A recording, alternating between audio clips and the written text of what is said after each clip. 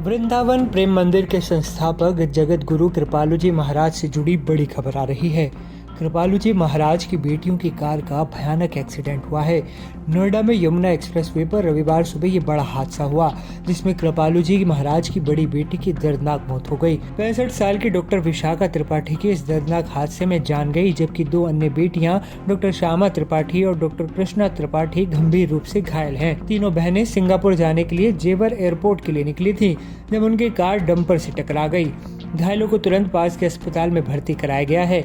इस दुखद हादसे ने परिवार और श्रद्धालुओं को गहरे शोक में डाल दिया है। डॉक्टर विशाखा त्रिपाठी जगत गुरु कृपालु परिषद भक्ति धाम की अध्यक्ष थीं। उनके पार्थिव शरीर को वृंदावन के प्रेम मंदिर में लाया गया है, जहां उनके शव को अंतिम दर्शनों के लिए रखा गया है। जानकारी मिल रही है कि सोमवार को विशाखा त्रिपाठी का यमुना तट पर अंतिम संस्कार किया जाएगा। खबरों के मुताबिक रात 2:30 बजे 2 गाड़ियों में सवार होकर कृपालु जी महाराज की तीनों बेटियां यमुना एक्सप्रेसवे से होकर दिल्ली के भक्तिधाम पहुंचने के लिए निकली थीं। यहां से उन्हें जेवर एयरपोर्ट के लिए रवाना होना था।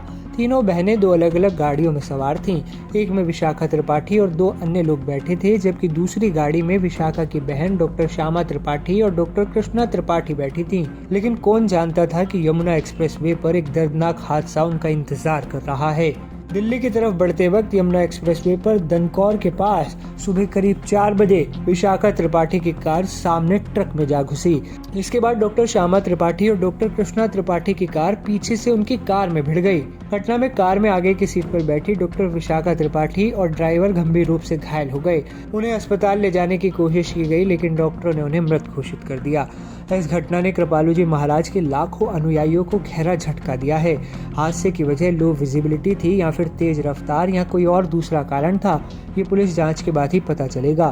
फिलहाल हर कोई कृपालु जी महाराज की 2 अन्य घायल बेटियों के जल्द स्वस्थ होने की कामना कर रहा है।